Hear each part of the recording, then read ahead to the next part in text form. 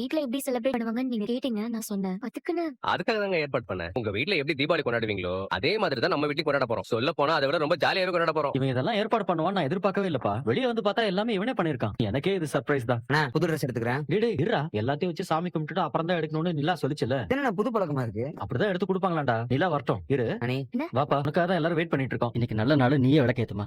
நான் ஏத்துறேன். அங்கிள் என்னம்மா காலங்காத்தால எழுப்பிட்டு இருக்க? போய் குளிச்சிட்டு வாங்க. ஐயோ ஏமா உசுர வாங்குற இப்படி? என்னங்க குளிச்சிட்டு இந்த ட்ரெஸ் போட்டுக்கோங்க. புது ட்ரெஸ் அது? ஆமா. ஐயோ, உசுர வாங்குறமா நீ? சீக்கிரமா.